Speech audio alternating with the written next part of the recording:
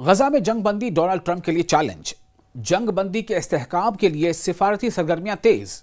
अमरीकी नायब सदर की इस्राएली वज़ीर आज़म से मुलाकात।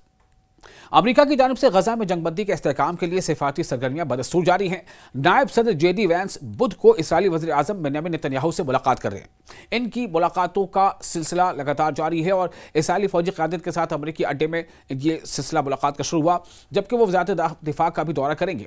दरअसल मामला ये है कि जिस तरह से डोनाल्ड ट्रंप ने इस जंगबंदी मामले को लीड किया है, ऐसे में अगर जंगबंदी कि इस्तेहकाम में कोई कमी आती है तो ये कहीं ना कहीं डोनाल्ड ट्रंप की साख पर एक बार फिर से बट्टा लगने जैसा होगा। इसलिए अमेरिका की पूरी कोशिश है कि ये जंगबंदी जो है वो इस्तेहकाम के साथ नाफिज बाअमल हो।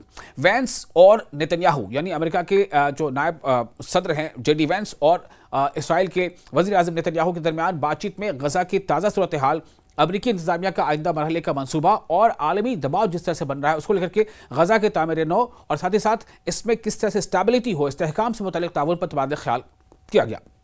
इसके अलावा अमरीकी वज़ीर ख़ारजा मार्को रूबियो जुमेरात को 2 रोज़ा दौरे पर इसराइल पहुंचेंगे और एक अमरीकी अहदेदार के मुताबिक इनका दौरा गजा में जंगबंदी के मौसर नफाज की हिमायत पर मरकूज होगा। यानी जिस तरह से लगातार यूरोपियन यूनियन के कई ममालिक अभी हालिया MED-9 यानी मेडिटेरेनियन 9 समिट में जिस तरह से आवाज़ उठी है, इसको लेकर के कहीं ना कहीं बहुत ज़्यादा इस बात का दबाव है कि इसराइल की तरफ से जो बार बार इल्ज़ाम लगते रहे हैं, इसराइल जो है अक्सर इससे पहले के सीज़ फायर के वायलेशंस के लिए वो जिम्मेदार रहा है, ऐसा फ़लस्तीन अथॉरिटी का भी कहना है। तो इसलिए इस बार कोशिश लगातार अमेरिका की यह है कि किसी भी सूरत में ये जो जंग बंदी है इसमें इस्तेहकाम हो, ये जंग बंदी जो है किसी भी सूरत में जारी रहे और ये ऐसा ना हो कि इसका वायलेशन होता रहे और इस तरह से वायलेशन हो कि फिर से जंग की सूरत हाल देखनी पड़े। उधर अमेरिकी सदर डोनाल्ड ट्रंप ने हमास को खबरदार किया है कि वो बड़ी मुसल्लह कुव्वत के क़याम से बाज रहे।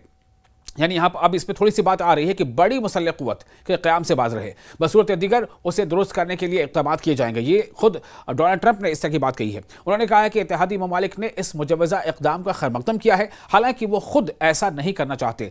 ट्रंप ने हमास के बयानात को जंग बंदी की खिलाफ वर्जी करार देते हुए इंतबाह जारी किया कि अगर हमास ने दुरुस्त रवैया अख्तियार न किया तो अंजाम सख्त, तेज़ और भयानक होगा। जबकि हमास की तरफ से बार बार ये कहा जा रहा है कि दरअसल कोशिशें हमारी तरफ से लगातार इस बात की हैं कि जंगबंदी जो है वो लगातार नाफिज रहे, लेकिन इसराइल दरअसल किसी न किसी बहाने से और जो उनके सेटलर्स हैं उनके ज़रिए से गजा में लगातार जो है वो तशद्दुद बर्पा कर रहा है और इसराइल इसी को बहाना बनाकर ये चाहता है कि फिर से एक बार कहीं ना कहीं जंग के हालात पैदा हो जाए।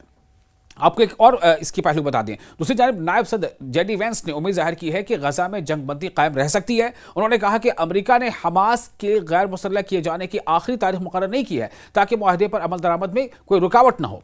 JD वैंस जो अमेरिका के नायब सदर हैं, उन्होंने वाज़ेह किया कि अमरीकी इमदादी क़ुव्वतें सिर्फ लॉजिस्टिक मदद फराहम करेंगी और गजा में कोई अमरीकी फ़ौजी तैनात नहीं होगा। उन्होंने मज़ीद कहा कि यरगमाल बनाए गए अफराद की बाक़ियात की तलाश वक्त लेगी क्योंकि इनके मकामात नामालूम हैं। इसी दौरान आपको बता दें कि कई ऐसी एजेंसीज हैं जो लगातार यानी UN के भी कई एजेंसीज लगातार इस बात को लेकर के दबाव बना रही है कि गजा में जो एड का काफिला है उसको किसी भी तरह से रोका ना जाए। इसराइल की कोशिश ये है कि गजा में रफा क्रॉसिंग से होते हुए जितने भी जो ट्रक्स हैं एड जिसमें इमदादी सामान है वो जो है उस पर इसराइल ये चाहता है कि उसमें कमी की जाए, गजा में कम से कम चीज़ें पहुँचें, चूँकि उसका कहना है कि हमास इसका गलत फ़ायदा उठाएगा। वहीं आपको ये बता दें कि इंटरनेशनल क्रिमिनल कोर्ट जो है उसको लेकर के कई बातें सामने आ रही है। वहाँ से नीदरलैंड से खबर यह है कि लगातार इस बात की पर जोर दिया जा रहा है कि किसी भी सूरत में गजा में जो UN की जितनी एजेंसीज हैं उनके जितने भी काफ़िले हैं, जो इमदादी काफ़िले हैं यानी कि जो ह्यूमैनिटेरियन एड लेकर वहाँ जाना चाहते हैं, उनको न रोका जाए बल्कि उनको पूरी तरह से सपोर्ट किया जाए और उन्हें गजा जाकर गजा के लोगों को इमदाद पहुँचाने का मौका दिया जाए। इस बात को लेकर के इसराइल पर लगातार दबाव है। तो ये तमाम दबाव खासतौर से यूरोपियन कंट्रीज, यूरोपियन ममालिक से जो दबाव बन रहा है उसको लेकर भी अमेरिका के ऊपर एक दबाव है कि किसी भी सूरत में ये सीज़ फायर इस तरह से ना हो कि सीज़ फायर की खिलाफ वर्जियां होती रहे।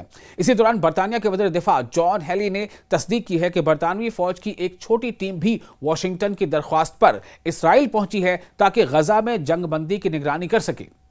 ये टीम अमेरिका की क़यादत में कायम अस्करी व शहरी ताउन के मरकज़ में शामिल होगी जिसमें कतर, मिस्र, तुर्की और मुत्तहिदा अरब अमारात के फौजी भी शामिल किए जा सकते हैं।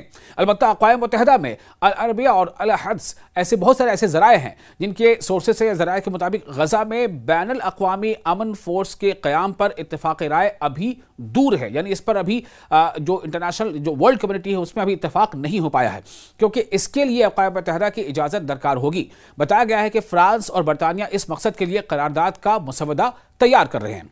ज़राए के मुताबिक तुर्की गजा की तामीर नौ में हिस्सा लेने के लिए अपनी फोर्स भेजने का ख्वाहा है, मगर इस्राएली वज़ीर आज़म नेतन्याहू ने इसे रेड लाइन करार देकर मुस्तरद कर दिया है। ताहम इस मामले पर अमरीका और इसराइल के दरमियान गुफ्तशुनीद जारी है।